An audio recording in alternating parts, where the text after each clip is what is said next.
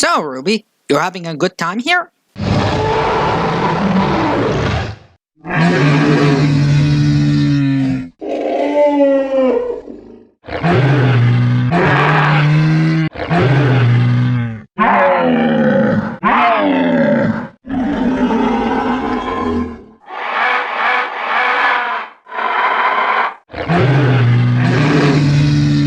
Girls, you do know the carnivores here live by synthetic meat, right?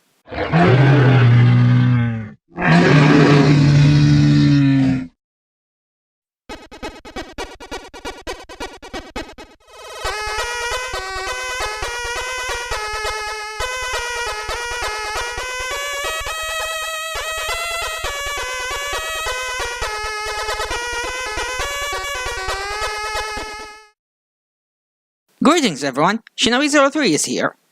And you know the drill already, let's just get into it.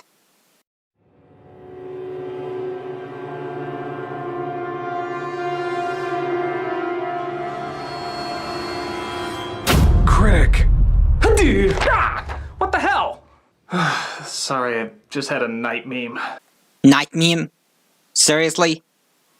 Well, seeing how nobody else used it elsewhere, then we can add this to the list of his forced memes that didn't go anywhere. A what? A night meme, something you swear you're never gonna do again, but then it works its way into your subconscious so it keeps popping up. Yikes! When Rob of all people react to your jokes with that face, then you have a serious issue. Hello, I'm the Nostalgia Critic guy. Remember it so you don't have to. Once upon a time there was an awesome movie called Jurassic Park. Then it gave birth to a shitty sequel called The Lost World. I don't think so. Keep telling yourself that. And then that gave birth to The Lost Cause, Jurassic Park 3.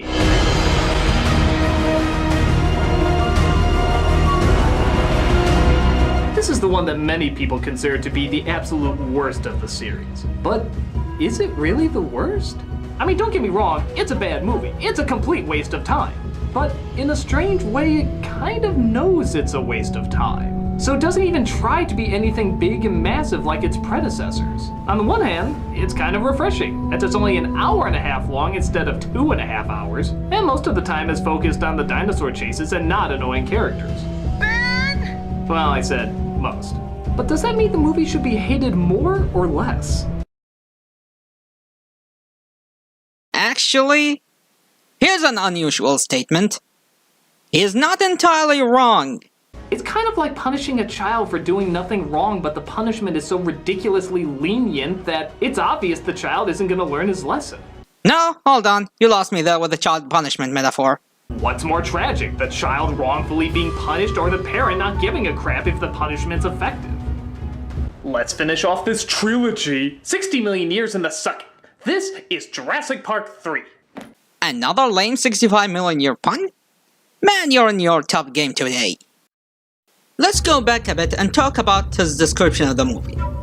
Like I said, he's not far off with his opinion. Now, I'm not going to lie here. Jurassic Park 3 is indeed my least favorite of the franchise and the weakest of the series. The movie is such a downgrade, it would fit more in the direct-to-video department, or in these days, straight to Netflix. If we would compare to current day video games, The Lost World would be the main game and JP3 would be the DLC expansion. Behind the scenes, the movie was a mess. It was the first movie of the franchise to not be based on a Michael Crichton book, so right off the bat, they didn't have a clear idea on what they wanted to do with it. This was the first movie to not have Steven Spielberg in the director's chair, and instead we got Joe Johnston. To his credit, the guy does have quite the resume. He was the art director and effect artist of the original Star Wars trilogy, along with Raiders of the Lost Ark.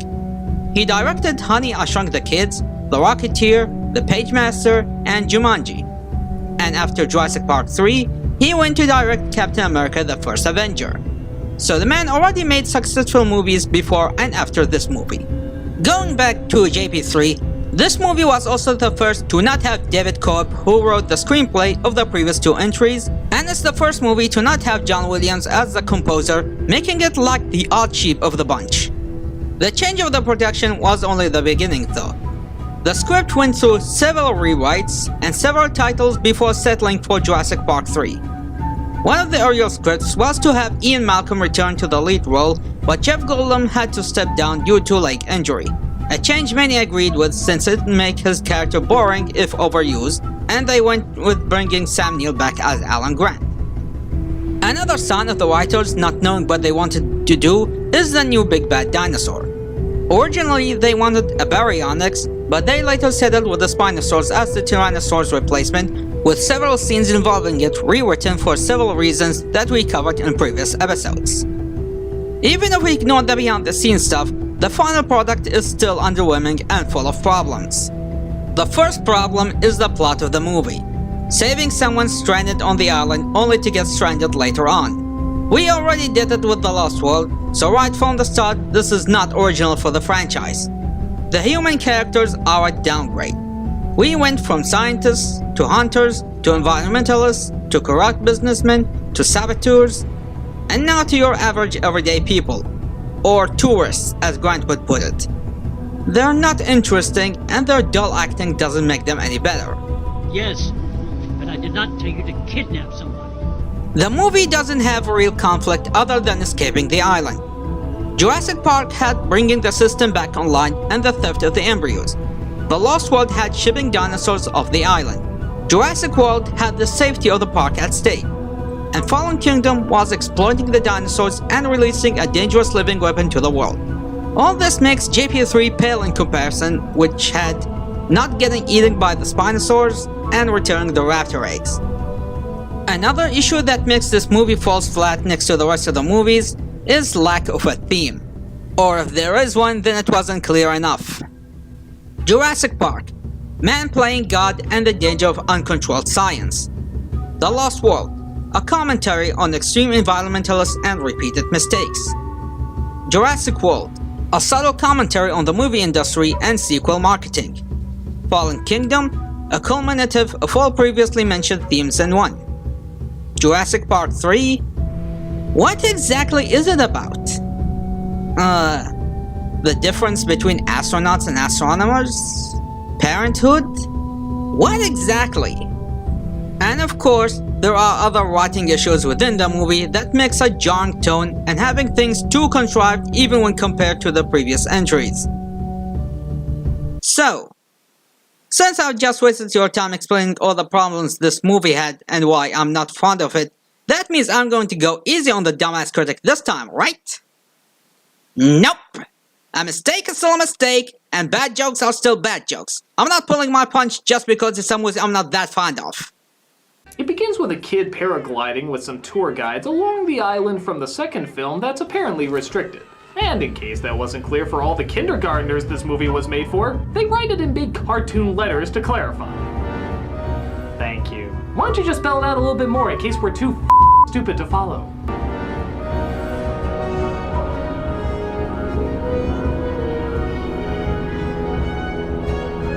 What exactly is the issue here? There's a 4-year gap between this movie and the one before it, so obviously some development did occur during this period and it was necessary to point it out. Unless you wanted a forced expositionary line by a random character or something. My name is Julie. My mother's name was Susan. She was killed in a car accident with my father and they're both dead. And the award for worst exposition ever to be uttered in a movie is... The Next Karate Kid! You suck! So, yeah, the movie's pretty much emphasizing you'd have to be a goddamn idiot to go here, so we see some goddamn idiots who decide to go here. My thoughts exactly. This leads us to Dr. Grant, a man who says he has no interest in returning to Jurassic Park unless he's paid a shit ton of money. He's played by Sam Neill, a man who says he has no interest in returning to Jurassic Park unless he's paid a shit ton of money. Hey, can't fault good casting. We see what absolutely nobody wanted to see. Dr. Grant and Dr. Sattler completely split up as she decided to have a family with someone else.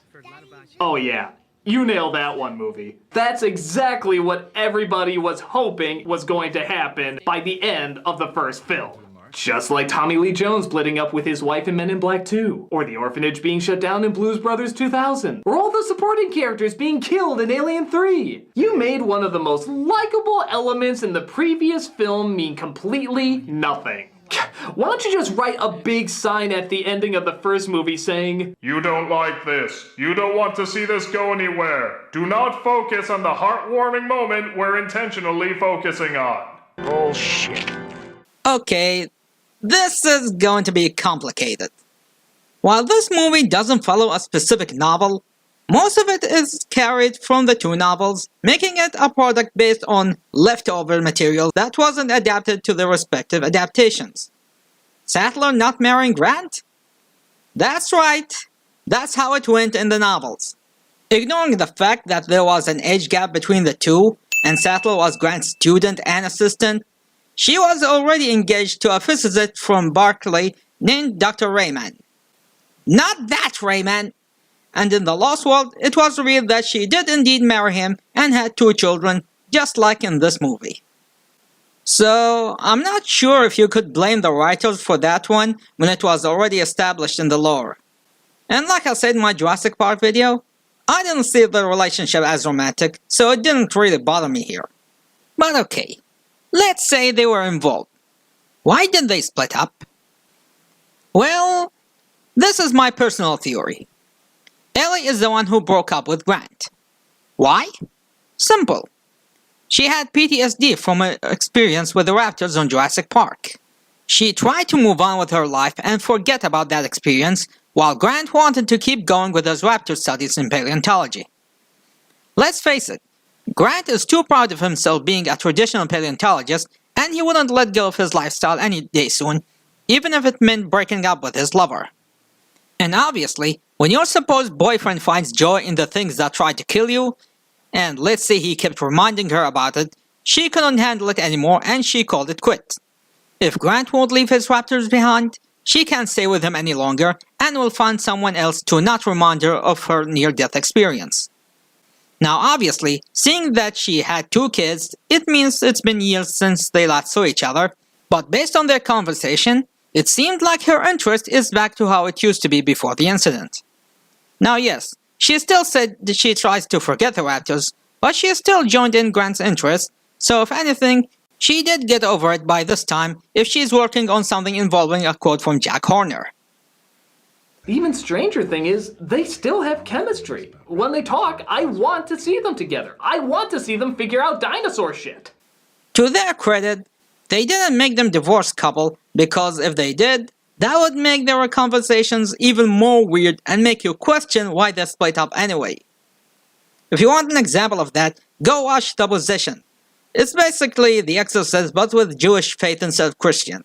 But the relationship of the main divorced couple made me tilt my head questioning why they are even divorced if they're still acting like a couple. But nope, his girlfriend in this movie is replaced by this guy, Billy, played by Castor Troy's brother from Face Off. And this time, instead of focusing on swapping faces, he's focusing on swapping raptor voices. As, get this, they recreate a raptor's vocal chamber, so they can flawlessly recreate a raptor's call.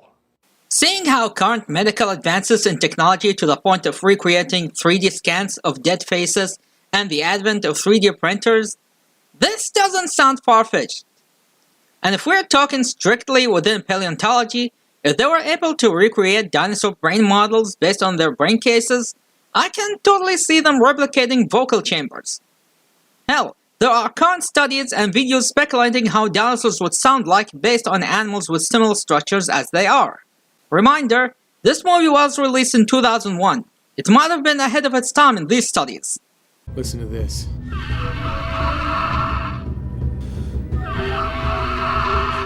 Yeah, I'm sure that's how it works. Hey look, I have the vocal chambers of Keanu Reeves. Whoa. Bogus. Somebody put me in a good movie. Yeah, I'm with him on this one. I don't think it's supposed to work that way, especially that they're scanning the skull and not the throat. Also, John Wick says hi. But it comes too late, as Dr. Grant has to go from fundraiser to try and raise money to continue his digging work. Does anyone have a question? Does anyone have a question that does not relate to Jurassic Park? Hey, it's like the real Sam Neill at a comic convention. Now that I go to conventions, I now understand this joke. Isn't all this conjecture kind of moot? Once the UN in Costa Rica and everyone decides how to handle that second island. What John Hammond did at Jurassic Park is create genetically engineered theme park monsters. You wouldn't want to get onto Isla Sorna and study them if you had the chance? No force on earth or heaven could get me on that island. That's right. No force on heaven or earth could possibly get him on that island. Except for the exact same thing that got him there in the first one. I could write all kinds of numbers on this check, Dr. Grant. A legit note that I also agreed with. Though I have to point out that Critic got his scenes the other way around. It was the lecture scene that came first, and then the digging site scene next, and that is when Grant found out they really do need the money, and he would regret his choice of words he made back there. This expedition is run by Paul Pussy and Amanda Pussy, played by William H. Macy and Taya Leone, who tell Dr. Grant they want to explore Isla Sequel on a plane for their anniversary. We will get to talk more about them, but I'm not arguing his choice of words because they are terrible. And because this movie is just eager to get itself over with, he blindly agrees. But he can't help but feel something terrible lies in the future.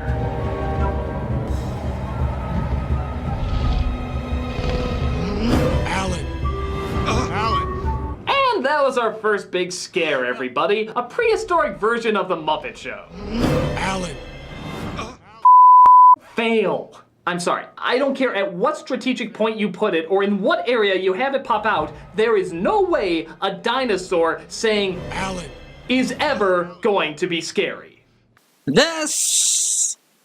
yeah... While I did try to give my half-assed attempt at explaining this moment...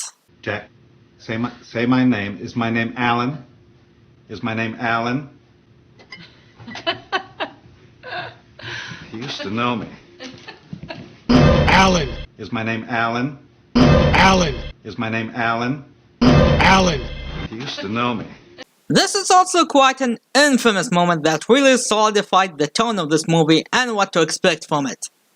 It also doesn't make sense because they're not using the model from the first Jurassic Park movie out of laziness, so it makes this a weird case of Jamai view that you don't know what they really wanted out of this. Man, it feels like I'm agreeing with him the more this review is going. Could it be that this episode is actually good and all I'm doing are pointless nitpicks? Alan. No, hold on. It went back to the suckage again. Alan. Alan. Alan. Alan. Alan. The usual Critic tactic. Find one silly moment from the movie and he will beat the dead horse out of it. Hello? Oh, by the way, remember last time when I talked about joking about the death of real-life people and how you should never do it no matter what the intent? Well, enjoy this now super awkward, super unfunny, super unsettling joke here. Hello, is this Nostalgia Critic? Yeah? This is the St. Joseph Hospital. I regret to inform you that your mother has just passed away. What? Yes, she died last night peacefully in her sleep. God, I didn't even know she was sick. She wanted to keep it from you. She knew how busy you were and didn't want to interrupt your work. Sweet Jesus. She fought hard. She put up a good fight. But in the end, there's simply nothing we can do. I'm sorry, son. What? Did she leave any final words? As a matter of fact, she did. Well, what were they? It was one single solitary word. Well, what was it, please? All right. Are you listening? Yeah. Are you listening? Yeah. Are you listening? Yeah. Are you listening? Yeah. All right. Here is her final word. Alan. I hate this dare! Really? Then maybe, just maybe, don't overuse it again, you idiot! You can't keep a meme alive by just repeating it over and over. You have to do something different with it or have it infrequent enough that nobody minds the reference.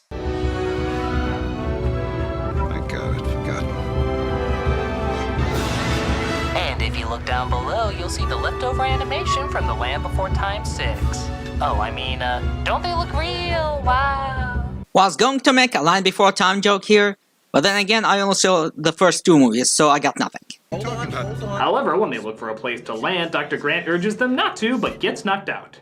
When he wakes up, he finds out that the whole point of this journey wasn't to just go sightseeing, but to bring back their son who got lost while paragliding. They also have little to no money, are currently divorced, and really enjoy annoyingly shouting their son's name. Eric! Eric! Eric! Eric! Eric! Eric! Do you think this island is the police office from Home Alone? I don't think you can just randomly find someone by shouting across the room. I did mention these are the worst characters, right? Will you tell your wife to stop making that noise? That is a very, very bad idea. Dr. Grant said that's a bad idea. What's a bad idea? What was that? George of the Jungle, what do you think? Seeing how there are multiple versions of George of the Jungle, you need to be more specific. So much for all these BFGs they teased us in the movie. Actually, come to think of it, have you noticed that these movies until Jurassic World were very shy of showing us gun action on screen? Yeah, if you go back and watch the original trilogy, they don't show us any actual gun firing, while in the same time the only shots fired are the non-lethal ones, and this really annoyed me.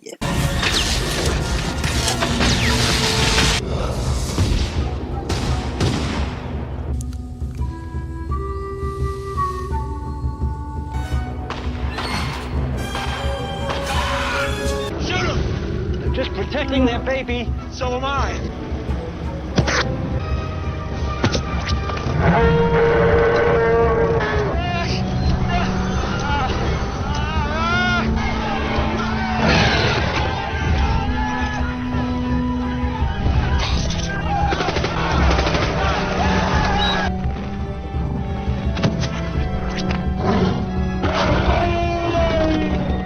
Hey, what the hell you think you're doing?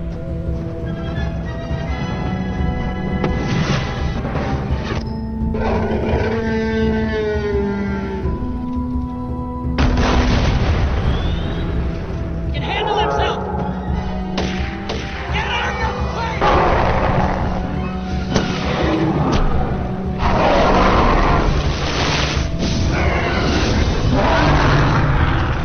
Even in the video games went ahead to clarify that you're not killing the dinosaurs and you're using tranquilizer shots. Yeah, right.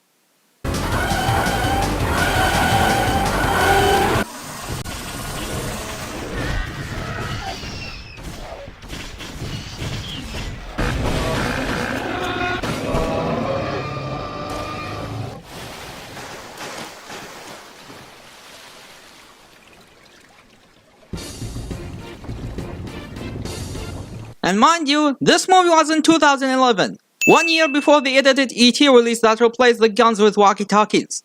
But seriously, did they really have problems with guns in this franchise? It's kind of silly.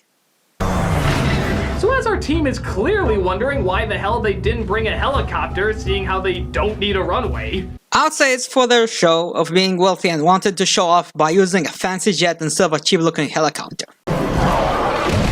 But sure enough, who makes another appearance? I'm the motherfucking T-Rex! No! I'm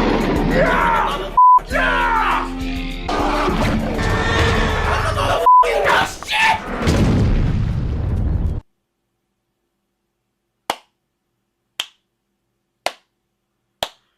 Oh, bravo! Bravo! Encore!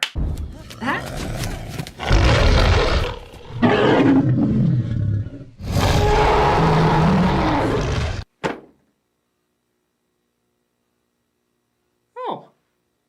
No. That didn't just happen. That was the motherfucking T-Rex! Nobody outdoes the motherfucking T-Rex! Except it wasn't. It was 1 out of 7 and later 6 Tyrannosaurus in the franchise. And no, he was not Junior from the Lost World. He's a complete stranger. Who's this bitch that thinks she's the motherfucking T-Rex? She's not the motherfucking T-Rex! No! What gave you that idea? In the poster for Transformers 4, the splooging of the dong. That's not a dinosaur that looks like Daffy Duck's beak after it got shot. It's the motherfucking T-Rex. There is so much wrong with that statement, I don't know where to start with. Okay, that description of the Spinosaurus.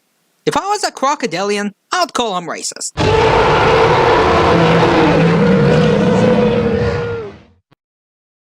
Ouch. Second, why is he using Daffy Duck as an insult? Isn't he supposed to be Dumbass's inspiration, who he based his personality off? Doesn't that mean he's insulting himself? My number one influence is, it's gonna sound weird, but it's actually Daffy Duck, which is probably my number one influence for anything. He's like my favorite comedian, even though he's not real, but that's pretty much where I get a lot of my material from, and I think there's a lot of him in Nostalgia Critic. You're despicable. Third, would you please knock it off with the masturbation jokes? They're not funny, they're disgusting! They're so disgusting, the angry video game nerd doesn't go there, and his show featured puke and diarrhea, so you know even he has lines he doesn't cross. Semen. No, I'm not going there. You're free to enjoy semen. No! It's semen! Semen! Not semen. As in jizz! Splooge! Man bazooka juice! Actually, scratch that. Even James can make a masturbation joke funny. Or you know what? Here's a better comparison. The cinema snob doesn't make them as casual as you do, and he's the guy known for reviewing porn. Fourth, and this is my biggest gripe about this, his constant trashing of the Transformers movies. Hey, look. She's got the Michael Bay Transformers movies. You like the Michael Bay Transformer movies? With that said, I'd much rather take this shit over this shit any day. I'd much rather see Luke Skywalker destroy the Death Star than Michael Bay jerking off to his boy toys. We're gonna go through a love and hate relationship of anything that gets popular. But it's good to know that for every terrible piece of crap that becomes a phenomenon, there's something intelligent and inspiring that's waiting to become just as popular. Look, I'm a fan of the Transformers movies. My most favorite is Dark of the Moon on the 6th of June in a Kenworth pulling logs. Cab over Pete with a reefer on and a Jimmy hauling hogs. I know the series has problems, but then again, what movie doesn't have problems? No, what I hate about it is the stupid view everybody makes and their way of thinking that makes this series the absolute worst thing in humanity, as if there are no worse movies ever made and Michael Bay is the enemy of humanity. Did people forget that Uwe Boll and Ronald Emmerich exist or something? Why the Transformers movies are the only one to get ridiculed for being brainless action fists when you have other stupid movies like the Fast and Furious series that went off the wall insane with venomous masculine men and sexist treatment of women and vehicles doing implausible stunts that Initial D would laugh at them for how ridiculous they are? Why is every mechanical being, whether it was a robot or an armor, automatically makes them Bayformers when robots existed way before the Transformers? Why is every explosion in a movie automatically makes them Michael Bay movies when A, he didn't invent them, and B, they were used in action movies all the time? Oh, you say the Transformers ruined cinema because everybody is trying to copy them? Gee, I guess by that logic, the Marvel Cinematic Universe is ought to be blamed for ruining cinema because we're getting countless failed attempts at starting other cinematic universes. Or we should blame the Nostalgia Critic because he influenced money copycats and ruined Critic forever. Wait. But worse than that is the notion that if you like these movies, that automatically makes you a stupid person and a disgrace to humanity. Which is complete bullcrap if you ask me. Now, I openly admit I like the Transformers movies. I like The Lost World. I even like Jurassic Park 3. Yes, we will talk about it by the end. I even like Fallen Kingdom despite the negative reception it received. Does that mean I have a horrible taste in movies or I'm a dumb, horny 12-year-old? If you think that way, then let me tell you what's one of my most favorite movies of all time. 12 Angry Men. This is a black and white movie from 1957. It doesn't have heavy action scenes. It doesn't have romance. It's not a comedy. It's not even that timeless. It's just a group of men sitting in a single room and all they do is talk to each other. Yet, it is one of my most favorite movies ever. I was introduced to this movie in my college years during business ethics class, and let me tell you, it changed my way of thinking. Might not be the same way Camilla did to Linkara, but it did make a lasting impression on me. Let's take two pieces of testimony and try to put them together. First, the old man in the apartment downstairs. He says he heard the boy say, "I'm gonna kill you," and a split second later heard a body hit the floor. 1 second later, right? That's right. Second. The woman across the street swore positively she looked out of the window and saw the killing through the last two cars of a passing elevated train, right? The last two cars. Well, what are you giving us here? Just a minute. If you're wondering why I'm so adamant when it comes to researching and presenting your facts straight, or why my videos are super long filled with pointless knowledge you don't really need, blame it on this movie. Well, what about all the other evidence? What about all that stuff? The knife, the whole business? Well, you said we could throw out all the other evidence. This is the movie that taught me the importance of research and devoting your time and effort to present your information without letting your personal feels get in the way. Ever since you walked into this room, you've been acting like a self-appointed public avenger. You want to see this boy die because you personally want it, not because of the facts. You're a sadist. Get him out! You don't really mean you'll kill me, do you? This movie was a battle, but not a battle of hands or guns. It was a battle of thoughts, and it was won not by he who yells the loudest, but he who convinces others by talking them to. Make them doubt their assumption and back it off using the little details you pick up here and there and present your case. I'm convinced. Not guilty. I know many of my viewers are keeping asking me to do other responses to other dumbass critic reviews, even after I made my update video where I stated I'm not doing more of this. And while I appreciate these requests, and even if certain events didn't occur, I want to be able to present the same quality you see here because I'm not as hardcore of a fan to other franchises as I am to Jurassic Park. For example, if I would respond to the Sailor Moon review, I'll need to watch the entirety of the old anime series, which I guess includes the old and new dubs. Yes, I read the manga and watched all of Crystal, but I'm still not the most qualified person to do this. If I'd respond to the It review, I'll need to read the book, watch the 90s and 2017 version, maybe even wait till chapter 2 to give a complete judgment, and study more about Stephen King's mythos to understand his line of thought and what themes he usually uses. I'm a fan of the Resident Evil franchise, and if I'd review the movies, I can judge them from both the movie viewer and gamer perspective. But if I'd make a comparison to Silent Hill, I wouldn't be able to do the same because I'm not that familiar with the Silent Hill games beyond the first one, and the only way to judge the movies is from the movie's viewer's perspective and not the gamer. The point is, I don't want to make reviews or response videos to whatever people are asking me to do if I'm not familiar to the subject at hand, and the last thing I want to do is giving them a half-baked product of something I couldn't really get into. Looking back to my original Deadpool response video, it's very underwhelming in both content and production quality. Why? Because I'm not that familiar to the character and his comic history, and I couldn't give a more in-depth presentation as my Jurassic Park series. The point is, if I'm unable to fully get what I'm asked to review, then I can't make the review in its best quality. And then we have this clown who thinks he can win his argument by making funny noises and not bothering to understand what he doesn't understand. Note to self, old versus new 12 Angry Men.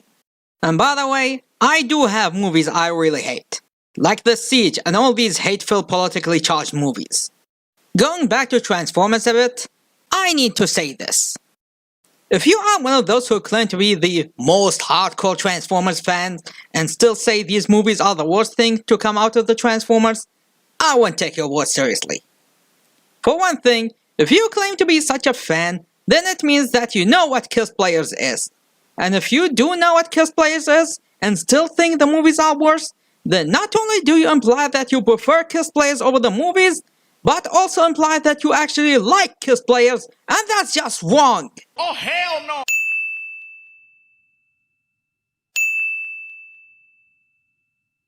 And by the way, this just occurred to me. If the dumbass critic went to see Age of Extinction, and then made a video talking about Michael Bay stealing dicks from those who watched it, Does that mean Michael Bay stole Critic's dick? Is Critic now a dickless pussy? Stop being such a pussy! Now! Yes, sir. It's like killing off Batman and replacing him with super duper better man. No, there's just some things you do not around with. Oh, you mean like that time when Bane broke Batman's back in Nightfall and got replaced with Azrael? Or when Dick Grayson became Batman for a while? Because it happened. There's a thing called legacy character, and it's been around for quite a while. Some characters get killed or retired and replaced by other characters who carry their legacy. Sometimes it works, other times doesn't, and the original character is brought back. It's nothing new. There are times when change of formula is necessary to increase the longevity. It gives chances for creativity and adding new things and not get repetitive to the point it gets stale. I guess another reason it works for me is because I believe that while truly great characters don't change over time, environments do. And if Looney Tunes still wants to speak to both an adult and a kid audience, the characters can stay the same, but it has to evolve with the rest of the world. Changes have to be made. And I think many of us know how most people react to change nowadays. I don't want change! I don't want change! Everything has to stay the same! I don't want to grow up! Take the Marvel Cinematic Universe for example. While all their movies are comic book movies, each movie is different enough from each other and they explore multitude of genres and styles, and that's why they never get boring or repetitive even when they make several origin movies. Do you know why DC fans are getting sick of Batman these days? Because DC and WB respectively are constantly kissing his ass by making countless comics and adaptations based on him. And if it wasn't about him, then it's about a character from his universe. How the hell do you decide on 3 Harley Quinn movies and 2 Joker movies before The Martian Manhunter or even a Man of Steel sequel? Because I'm an idiot. Happy? Batman is constantly getting the exposure over every other DC character to the point the major DC characters are slowly becoming D-listers because the great and powerful goddamn Batman is always on the spotlight while everybody else is his cheerleader. Same thing with X-Men and Wolverine. Wolverine is known to be everywhere and is used as a publicity stunt to the point of naming a trope after him, and the fans got sick of him as well. And apparently the MCU is getting guilty of it because people are noticing that Iron Man is getting too much exposure compared to other MCU heroes. Some things needs to be changed and some characters needs to take a break from overexposure. Transformers Rescue Bot is looked down by Transformers fans because it's a kids show, but frankly, it's one of the most refreshing takes of the franchise and one of the most unique entries because it doesn't follow the usual formula and it allows for other characters to shine who are not Optimus, Megatron, Bumblebee, or Starscream. Also because it's well written and a fun show with fun characters. I know change can be hard to take. I've been there with many of my favorite franchises, but by the end, we come to accept it if it was really good. Aliens is a different movie from Alien, it used a different direction and different style, and yet it's still seen as one of the best movies and one of the best sequels. On the other hand, many people have criticized Star Wars The Force Awakens for being too similar to older movies and wasn't creative enough. Then came The Last Jedi and it tried to be different, but it was hated not for the changes it made, but because it was badly written. Now, killing off the T-Rex was indeed a risk. Perhaps one of the riskiest things the movie ever did, and Joe Johnston knew it would be such, but he still took it to give us something unique for this installment. Everyone loves the T-Rex. So we knew we were sort of treading on sacred ground here. We're gonna kill the T-Rex. And we thought, okay, let's just do it right up front. Let's say, okay, this is the new kid on the block. The Spinosaurus is bigger and tougher. For someone who keeps demanding for change with the Transformers movies to the point of making a video about how it's always the same, I found it hypocritical from you when you refuse change with something you like. Also ironic when it comes from someone who killed his own show because it wasn't creative enough. Have you ever considered the possibility that maybe people don't know what's best for them? And by continually giving them the same crap, they'll never know what's different, so they'll just keep asking for the same crap? No, there's just some things you do not around with. You're just trying to manipulate the primal stupidity that never wants to evolve in all of us. That's not love, that's just enjoying the same stuff. No, there's just some things you do not around with. Aren't those the same things? It's just like this movie. It doesn't teach you, it doesn't challenge you, it doesn't care if you're a better person by the end. All it cares about is that you give it attention. For all their talk of girl power and being independent, all they're doing is throwing the same lazy cliches at you so you'll never crave anything different. No, there's just some things you do not around with. They want to keep you in that primal box so you'll never evolve and always want the same thing over and over. No, there's just some things you do not around with. That way they can keep selling you the same thing over and over and don't have to try as hard. No, there's just some things you do not around with. Well, love for art doesn't work that way. Both the viewer and the artist need to be invested if both are expected to grow. No, there's just some things you do not around with. And I know what people say, oh, it's a girly thing, you wouldn't understand. What, it's girly not to think? It's girly to accept whatever pandering bullshit is thrown at you? I mean, don't get me wrong, I get distracted by stupid shit too. But when a movie comes along claiming it has your best interest in mind when clearly it doesn't, that's not love, that's just desperate. No, there's just some things you do not around with. I don't want change! I don't want change! Everything has to stay the same! You're as stupid as you always were! Yikes. If you're getting called stupid by this face, you'd better rethink your life. It's like taking a kid's favorite toy and being like, hey there, kiddo. You like your Dora the Explorer doll? Sure do! Well, what would you think if I got you a brand new Barbie doll? Oh, that's okay. I love Dora. No, you love Barbie. I'm pretty sure I love Dora. Look at that, Barbie killed Dora. Now you have to love Barbie. Poor Dora! You will care nothing for her. You instead love your Barbie doll. I don't want to! You will love her! No, Daddy, no! This isn't funny! Wow. I was in a dark place when I wrote that. Oh, please, don't try to pretend you never went with child abuse jokes in your life. Well, you wanna know what I'm into? Child abuse. Lots of it. You wanna see a sample of that, you little shit? Oh, am I needed by the Take Care of Me twins? Now, in any other reality, I think we all know exactly how this would go down. I want to be a cop or you don't get any of the information you need! Okay, son, why don't you come with me? Give me the name! Give me the name! Give me the name, you little punk! Or people will beat shit out of you! Give me a name! Give me a name! Shire! Baggins! Put a search out for Shire Baggins! I'm scared of the time in which Doug ends up having a kid. No, not for Doug, but for his child. With Jens, we get to see and hear stories of him and his daughters and how good of a father he is. Okay, just to make it clear, again, what happened was that we ran out of time and I had to watch the kids, and after the family went to sleep, I pretty much had to pass out too, and now it is 4 in the morning. I am up again, and so Mike isn't here for this, but we will be joined by my youngest daughter, my 9-month-old, on the baby monitor. So in some way, she will be joining us for this epic conclusion, hopefully. All right, screaming kid, there you go. Hear that? I gotta go up again. Okay, I am back. I was just rocking the kid back to sleep, and just to give you an idea of the passage of time, it is now 6 in the morning, exactly 6 in the morning, and I've only fought the final boss once just now. I've been spending most of my time lately, well, raising kids for the most part. It's very hectic. All you parents out there know exactly what I'm talking about.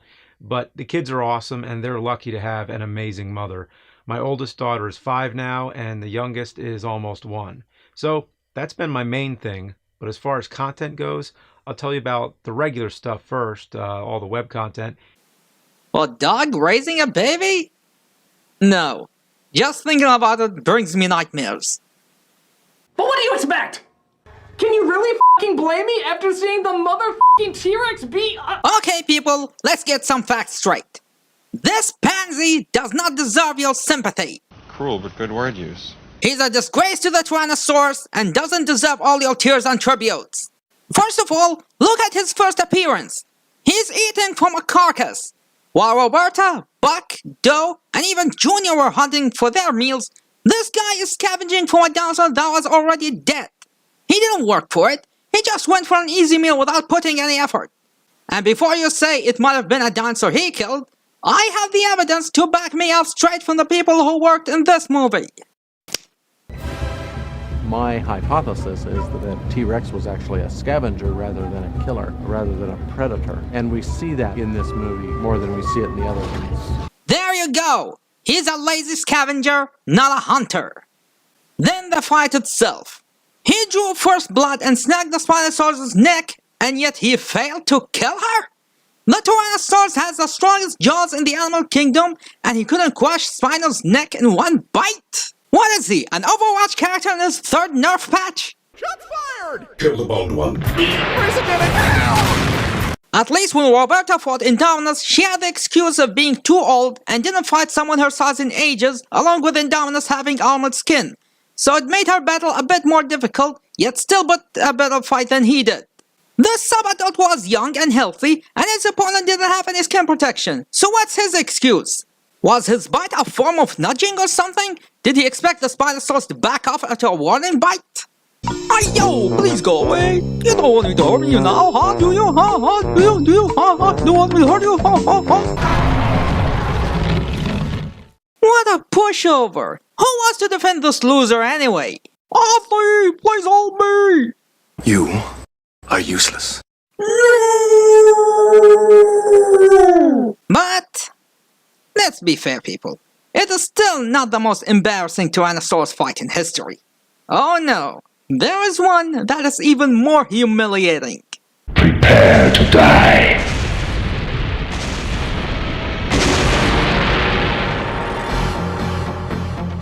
You will die, mortal.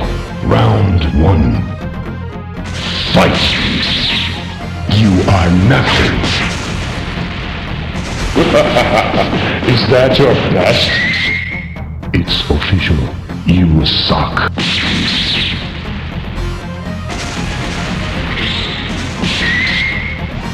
You weak, pathetic fool.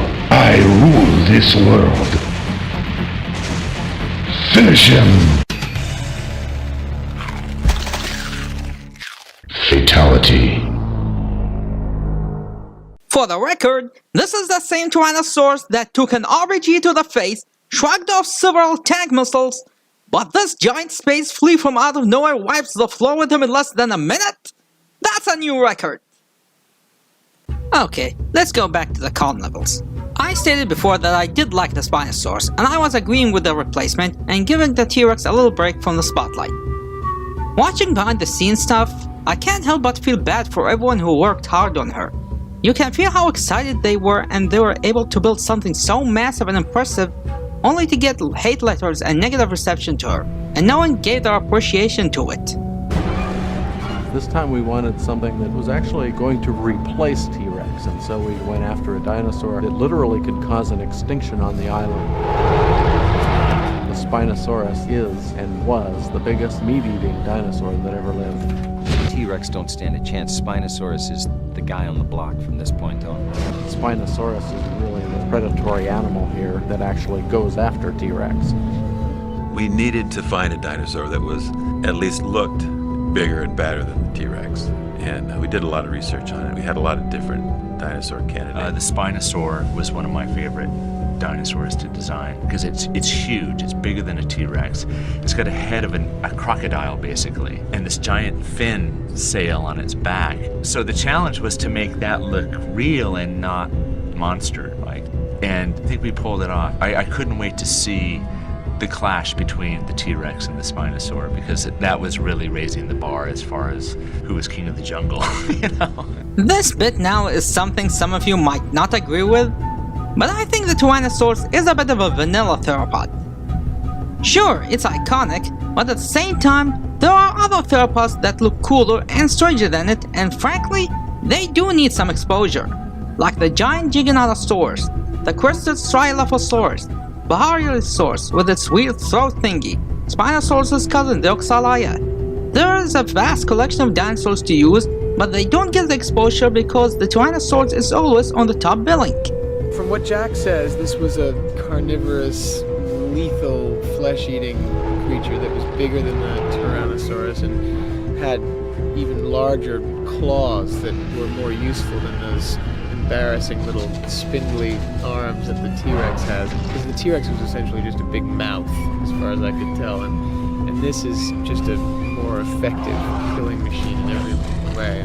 Give Disney some credit. While their version of the Carnotaurus was more like a Tyrannosaur with horns, they were a bit creative in not using the typical T-Rex for their dinosaur movie. Also, their velociraptors were more accurate looking to the real thing than Jurassic Park, so they did something right. And as much as I hate the Walking with Dinosaurs movie, they still had the right idea of using other dinosaurs instead of the usual ones we see everywhere. I also explained how the battle itself had to be cut short due to unexpected destruction of the T-Rex's puppet, and they had to make up for it using whatever they could at the time. We have a big fight, and T-Rex gets his ass kicked. We knew that, there was going to be a T-Rex Spino battle in this movie. And the truth of the matter is we knew we were going to break something. The Spino literally ripped the T-Rex's head right off. Because this Spinosaur was so big and bad and powerful. There was just literally no contest between the machines, much less the real animals. The battle between the two of them, between the T-Rex and the Spinosaurus, I think it's the only time that I'm aware of where we have a digital dinosaur fighting an animatronic dinosaur. We had shots where the Spinosaurus is biting the T-Rex, and the T-Rex was entirely CG at the time. Even though we had an animatronic T-Rex, it was sort of the old generation. It was really interesting to design those shots and make it believable because, the Spinosaurus was biting something that wasn't there, and then we would do reference shots of the T-Rex for the lighting for the computer guys. But I think that's probably one of my favorite parts of the film because of just what we were trying to do, creatively with the technology. Also, something recent I discovered. I know you want to move on, just bear with me. Remember when I made my speculation of Roberta's battle with the I-Rex being the Spinosaurus fight that we were meant to have and showed similar scenes between the movie and the test footage? In one of the trailers I found recently, there's a shot that wasn't used in the movie, consisted of the Spinosaurus smacking Rex's face with her arm, which did happen in Jurassic World. So I ask once again, is the Indominus battle the battle we were supposed to get in Jurassic Park 3? I hope we get confirmation of this.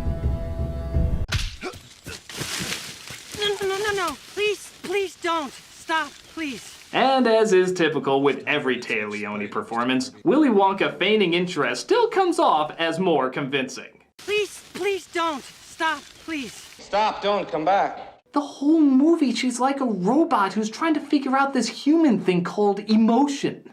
The worst actress in the entire franchise. No argument here. By a pretty big amount of luck, they find the kid's parachute as well as Ben, the guy who was paragliding with him. Or at least what's left of him.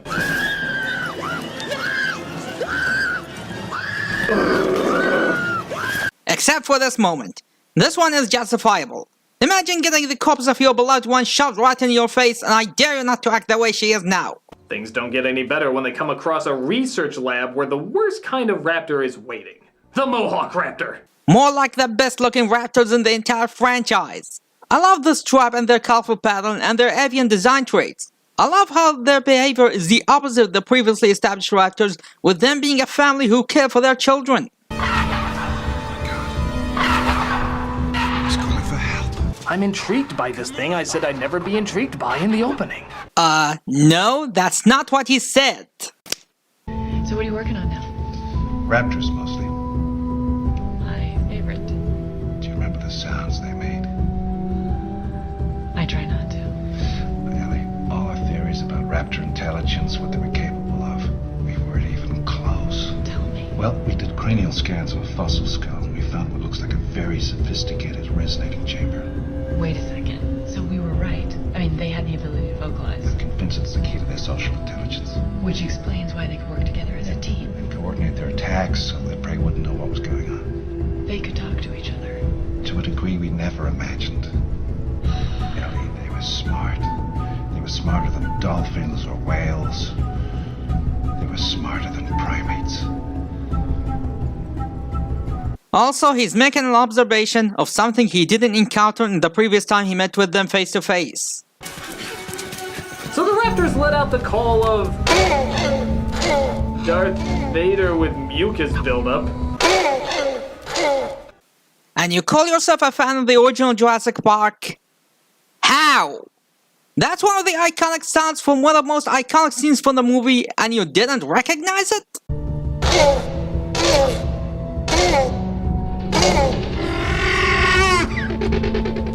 Thank God Princess Mononoke comes in to save the day, which turns out to be Eric Von Plotpoint. Eric, I had to tell you, I'm astonished that you've lasted 8 weeks on this island. Is that all it's been? Okay, I'm all for strong kid characters contributing more to a story aside from being a helpless waif, but 8 weeks on his f***ing own? On a goddamn island filled with dinosaurs? Yeah, even when I first saw it in theaters, I thought that was absurd. But when looking for one another, they hear a phone ring and conclude that it must be the other group. I knew it. However, strangely enough, neither of them seem to have the phone. I don't have it. I loaned it to Nash. He must have had it when he...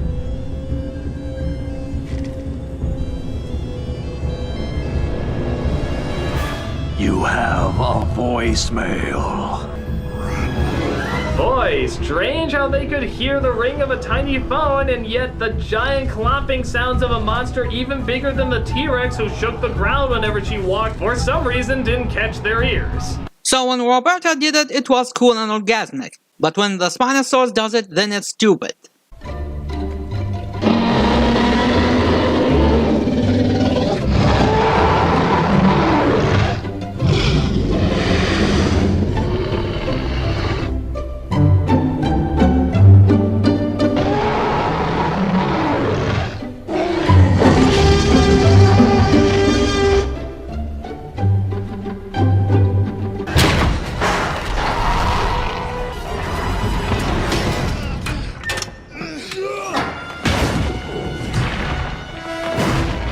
Obviously, if she could crash through a giant spike-filled gate, surely a small steel door would be too much for her.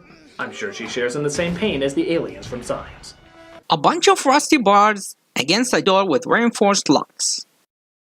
Rentalo, what's your answer? I'm not a mythbuster, but I'll give this a shot. Crashing through the fence is plausible considering that she did deliver enough force to do so. Notice the bars were not directly welded to the columns and instead are separate pieces. This was a good factor in allowing the Spinosaurus to break through them. The door, on the other hand, that building looks like a reinforced concrete structure with metal ceiling plates, so it should be sturdier than rusty hollow steel pipes. Looking at the door hinges, we can see they are covered with bolted metal plating. This should make the doors held better in place and not allowing it to fly off the wall the moment of impact from the outside. There are many steel bars used to lock said doors, both vertically and horizontally, and that gives it even more resistance to the impacts. Seeing how the Spinosaurus ran through the door several times indicates that she didn't build enough force to crash through a stronger object straight out of the fence, especially when we consider the structure was made to keep large animals outside in mind. So in other words, it's not implausible? While I don't have the exact stats of the objects presented in this case, not to mention we're not given a better look at the place, I'll say no. It is plausible for the door to not fall down here, just as long as the door's hinges and steel locks were solid in place and the building doesn't show any sign of deteriorating. Another detail many seem to not notice is the size of the door. Yes, it is small, but that's actually an advantage in this situation. Unlike the giant fence that needed the entirety of the Spinosaurus' mass to crash through, the door was in a small building and that made the Spinosaurus slow down to concentrate her strike on a smaller target. Because of that, she can't build enough momentum and can't use her entire body the same as the fence, and that made her strike against the door much weaker in comparison. Oh, okay then. Isn't it nice to have a scientist at hand to answer these questions? That's $20 by the way. On the other hand, it's not nice when they ask you for money. It's a living!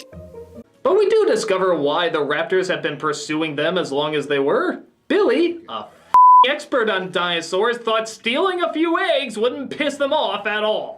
I took took them on an impulse. I thought they'd be worth a fortune, enough to fund it takes out another 10 more years. But I did it with the best intentions. Some of the worst things imaginable have been done with the best intentions. Just look at every Academy Awards show. That's your best joke? Not something like SeaWorld or a Star Wars prequel joke? No, wait, scratch that. At least the prequels had a more interesting lore than the original Star Wars trilogy. So Indiana Schmo tries to leave them out safely, but guess what the they come across? More dinosaurs! Pterosaurs and the dinosaur went through this, pterosaurs and the dinosaur went through this, pterosaurs and the dinosaur went through this! Huh. I guess the mother wants the kids to work for their food? I know whenever I feed a baby, I put the food at least 5 feet away from them. Lazy bastards should work for their own damn grub. Hey kids, want to hear more useless information about animals? It's a natural behavior for predators to teach their younglings to hunt by bringing them a live prey small or weak enough for them to hunt. We already saw this happen in the end of The Lost World when Junior made his first hunt. Of course, he manages to pack the parachute perfectly despite it being ripped up by a tree. Went back to check that scene out, and it was okay. So I'm not a parachute expert, so I don't know what these strings do or if they're important. Despite the loss of their wingman, they still managed to throw in a few seconds of, oh yeah, dinosaurs are magical and shit. And I mean literally a few seconds. 37 to be exact. 37? Yeah, 37. This whole movie is like a Jurassic Park paint by numbers. There's no flow or segue, it's just hitting the points you know you need to hit. Yeah, that's one of the issues of this installment. So in addition to not having a sole story to tell, they don't have enough time to expand on it and most of it feels rushed. And going with a painting by number comment, give Jurassic World and Fallen Kingdom some credit for taking a different take on the franchise and making game changers and actually moving the franchise forward instead of repeating most of what has been done in previous installments.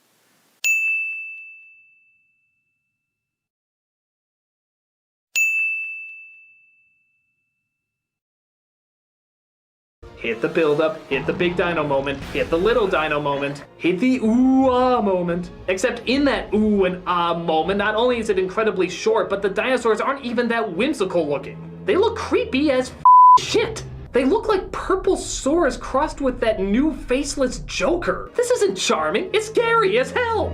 He's so ugly. I love him. Well, thankfully they come across one of the intentionally scary ones though. This ought to get a few thrills at least.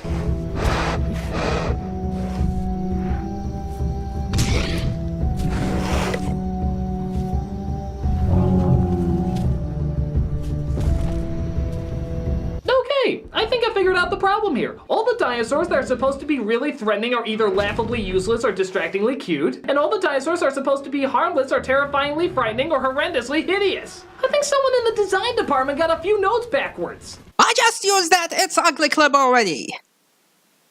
Here's another dinosaur argument.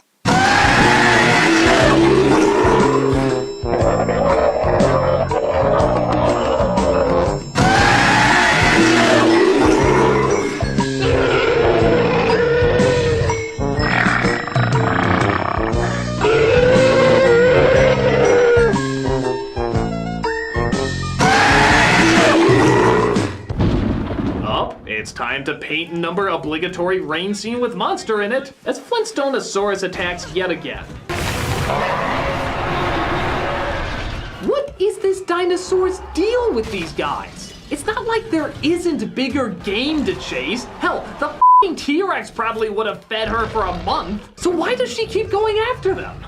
Maybe to dinosaurs, all people look like running middle fingers. Hey, it makes about as much sense as any other reason. Or, I don't know, maybe because they rammed their plane on her and shredded her cell and drew blood? You try to convince me that you wouldn't act the same way if someone did it to you. Animals can't hold grudge against people, you know. But Grant finally manages to get the cell phone to work. So, who does he call? The police? The army? The navy? None. Paul just said this. Turn off the power. You've got juice for maybe one call. Whatever you do, don't call the U.S. Embassy. They won't do a damn thing. Okay. Hello? Take the phone to mommy now! Unfortunately, the kid gets distracted by the irony channel, and they have to fight the dino off themselves. That scene is by far the dumbest scene ever, and I'm still confused why no one mentions it instead of that dream sequence. That stupid Barney scene is such a mood killer and so shoehorned in that someone went ahead and removed it entirely from the scene and gave us a better and more coherent thrilling sequence. Forget the raptor dream sequence. This should be at the top of the dumbest Jurassic Park moments lists ever.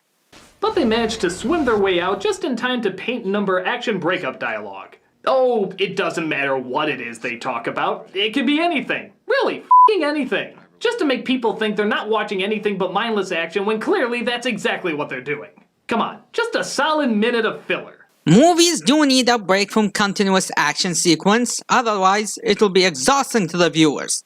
It's a problem I personally had with Age of Extinction in my first viewing. Too much action and little breaks in between them. I had to watch it a second time to like it more, which I didn't need to with the other movies. But like I said, nobody cares about getting invested this time around. Just show us what toys you want us to buy and we'll be good. Same way it worked with your favorite drug you call Teenage Mutant Ninja Turtles. As you all know, I loved Ninja Turtles growing up. I was a hero and a half-shell junkie. Ah, here we go.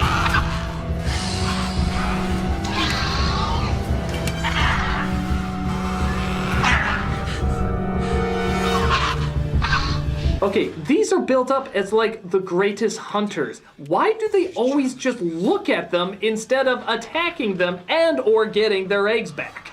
That is what they're trying to do, you know that? They want their eggs back. They know the eggs are still safe because not one of them smell like egg yolk, therefore they can't kill them until they retrieve them. Otherwise they risk breaking them. They didn't have problem in killing Udasky because they didn't pick the egg scent on him, and so they made him a warning to the thieves. Give us back our eggs or you're next. Seriously, how hard is it for you to put 2 and 2 together? Oh wait. I'm really having problems with numbers that Dora the Explorer can figure out? That's just inexcusable. Here's an interesting note. Do you know why the alpha female chose Amanda out of all the people here to give them the eggs back? Because she's the female of the group. This certain tribe works under a matriarchal system in a similar manner to the spotted hyenas. The female is the leader of this group, and you see her barking order at her fellow males and even demanded Paul to back off. It's a lady talk. Just look at this scene. It's like that male is announcing her arrival to their enemies. And since the movie established that raptors are smarter than primates, at least in this universe, she noticed that Amanda is different from the rest of the group and concluded that she's the female of their species and assumed she's the leader the same way she works with her tribe. And this scene is another reason why I like these raptors beyond their design. They are not just savage creatures, and they display actual intelligence far better than all the raptors we saw in the previous movies. They have a personality. Once they got their eggs back, they didn't need more meaningless bloodshed and win their way once they got what they wanted, which is a behavior that can be found in real-life animals.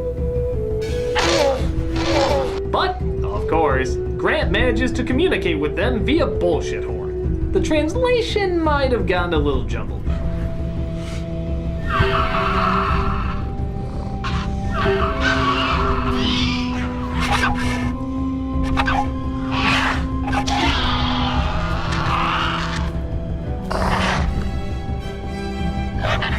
Guess what's in the YouTube comments of these clips? They manage, of course, to get away and come across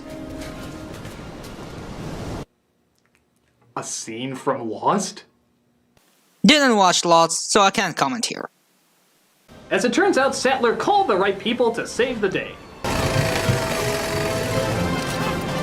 Thank God we dropped off that guy in the suit totally alone ahead of time, or else you'd be less likely to commit that visual to memory!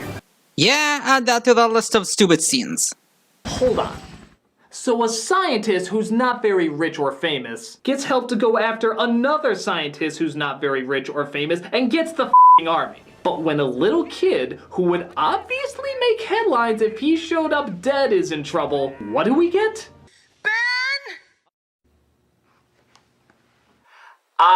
Bullshit! Bullshit! Someone wasn't paying attention to the movie. As usual. Ellie's husband, Mark, works in the State Department, and one can safely assume he used his connections to call the rescue operation. Yeah, what do you do, Mark? It's international relations, mostly treaty law, things like that. Even Billy seems to have somehow made it out okay. I don't know, the movie doesn't care to explain it. Why should we care to hear it? One more for the list. Until it seems the adventure is not quite over. What the hell is that? Dr. Grant, look! Where do you think they're going? I don't know, maybe just looking for new nesting grounds. It's a whole new world for them. Let's go home. Except for the fact that it is over. But the flying f***, what's the point of that? Oh good, the things that try to peck our dicks off are looking for a new nesting ground. Whoopity f***ing do, why is this worth mentioning? Hell, why are you even trying to make it look like a good thing? Killer dinosaurs can take flight and are flying towards your home. Funny how you mentioned that, because guess what? These 3 pteranodons were later found by Hoskins' team, who would be later hired by Masrani to work in Jurassic World. So one would say that is another small moment that shouldn't make a huge impact on the world, ended up having a huge impact on the world. What was that thing that franchise used to preach about? Butterfly theory? Chaos effect? Oh, who cares? It's probably not that important. And that's Jurassic Park 3. Is it the worst of the series? Kinda, sorta. But it is mercifully short. At only an hour and a half, the film plays more like a B movie. Just bring in who you like, get them into action quickly, and then have them leave just as quickly.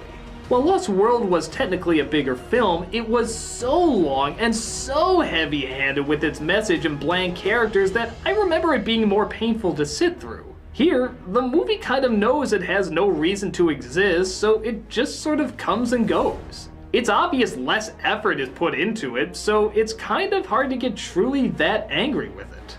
It comes off as less of an insult and more something that obviously is just pointless in its existence. I guess in the long run, it's a personal preference which one is the worst. But one thing is definitely for sure. That is one big pile of shit. Damn it. Not much to disagree with here. No, that's what I'm going to take on this movie, because not only does it deserve it, but it would also make it at least a little bit more interesting. I'm the nostalgia critic, I remember it, so you don't have to. This episode, actually, not the worst of the bunch. Yeah, he still made errors, but overall, this one wasn't as painful as much as the ones we already went with. This review is just another indication that dumbass Critic should just stick to bad movies, because the majority of the complaints he made here are legit this time, and I agree with him for the most part.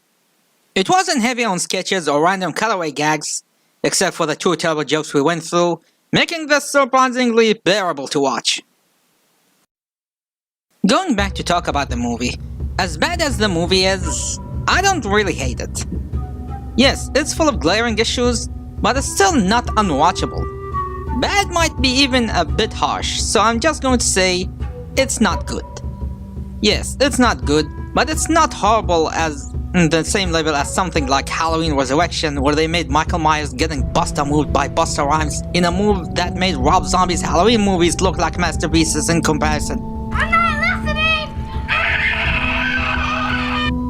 And despite its flaws, I still think the movie is filled with many positives. One of them is the return to Hawaii as a set. I wasn't that fan of using California to film The Lost World then, and the coloring of that movie was not of my liking, full of browns and yellows. In Hawaii, the colors are more vibrant and more appealing to the eyes, and the tropical jungle is what I think of when I think of Jurassic Park. The return of Alan Grant. Ian Malcolm is fine as he is, but he's not really the adventurous type you see in these movies. Grant looks and acts the part. He's no Indiana Jones, but he might as well be one. And all the best scenes in the movie are the ones where he's on screen. New dinosaur designs. I love how bright and colorful the dinosaurs are in this movie. The color choice of the green, brown, and tan is so boring and lazy. Here, they are more eye-catching and more appealing to me, with the addition of bright red, blue, white, orange, especially with the raptors making their color patterns and sexual dimorphism based on colored Dane birds. More improved animatronics. Just look at these puppets and the engineering behind them. I highly recommend you to check out all these behind-the-scenes documentaries to get an idea of the technological achievement they did with these dinosaurs in a time when animatronics were dying out.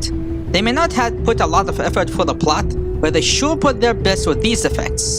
The way the Spinosaurus and the Raptor were controlled were telemetry devices, which is a machine that resembles the shape of the other dinosaurs, where you have a head and you can twist and turn it, and makes the head twist and turn or move the body around. Then you have separate people on arm telemetry devices.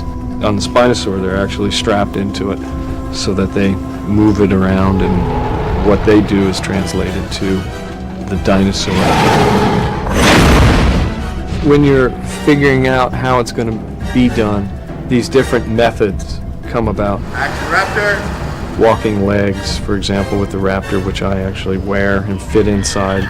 We go through each sequence and sort of figure out if we could make these legs move this way, where it's human-powered with extensions on it, and then they can lift and take a step. Or this should be a total hydraulic puppet, because you're going to see it from the knees up, and it's going to be basically planted. One of the first things that Stan Winston told me when I was going to be working with one of his puppets, he said, I would keep in mind though, these can kill you. You're not working with hand puppets or things like that, socks on your hands. I mean, these are big machines, and they're very strong, they're very powerful, and they can do great harm to you. Much improved CGI. When people bring good use of CGI, they always bring the original Jurassic Park, but I think the quality of the CGI in this movie beats the original by miles. The CGI in this movie is so well done, it's really difficult to tell which is an animatronic and which is a CGI effect. And this time, most of it is not obscured by darkness or hidden by cheap tricks to hide its fakeness. So if you are one of those who look for great special effects, you got this movie. Ooh, that's the puppet from the shitty Jurassic Park. And lastly, the reason why novel fans would like it more than the regular fans. This movie adapts some of the iconic scenes from the novels that weren't included in previous entries, either for insufficient technology at the time or due timing, giving us some of the more iconic and best scenes from this movie. I mean, let's be honest, a lot of action movies are remembered mostly for their action scenes rather than their plot. I mean, what do people remember from the Godzilla movie? That love triangle from the first movie? The School of Psychics? Nah, they just remember the monster fights. So that is sad. And despite what I said about Paul and Amanda, I don't think they were that bad. And I think they had great development for a divorced couple who began by showing the cracks in their relationship and ending up bonding together following this incident. Their acting is still not the best, but I think they did fine for what they had. So despite it being a very flawed movie, it's still able to bring something to like, which is saying a lot when other franchises bring in horrendous sequels such as Alien Covenant that killed the Alien franchise before giving Disney the pleasure to do it for Ridley Scott. And that's another thing. This movie is getting more fans these days, with many coming out saying they no longer hate it and came to accept the good in it. It's even great that even with the current trilogy, they didn't chicken out and didn't go the easy route of writing this movie out of canon. Yes, The Lost World and Jurassic Park 3 are still canon within the series. The reason people say they're no longer canon is due to a quote from an article that was taken out of context and misunderstood when in reality it meant a different thing. Instead of doing something like making Jurassic World the new sequel and stating that The Lost World and Jurassic Park 3 didn't happen, like some movies I know, they decided to keep them because that would be a betrayal to those who like the sequels and for years of established continuity, especially when it's a continuation, not a reboot.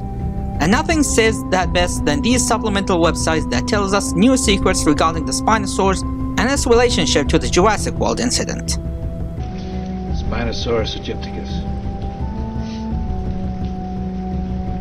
I don't remember that on InGen's list. Because it wasn't on their list, and that makes you wonder what else they were up to.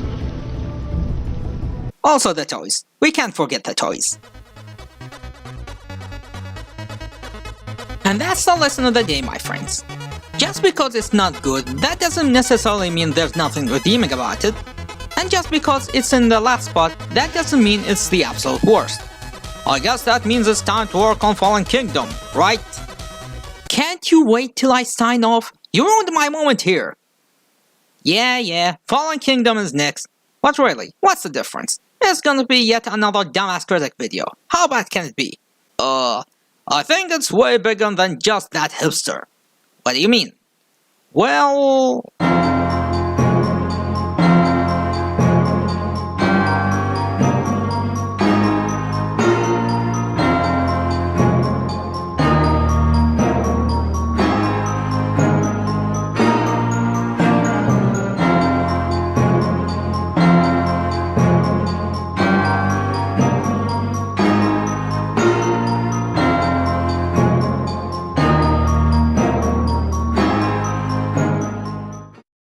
The other guy. Cooper's a professional, he can handle himself!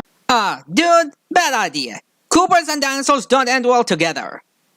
What about Cooper?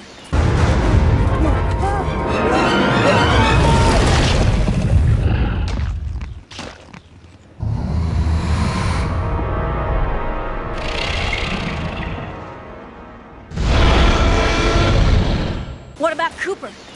Forget him. Cooper. Status unknown. We lost contact with Cooper at the beginning of the mission, and have not heard from him since then.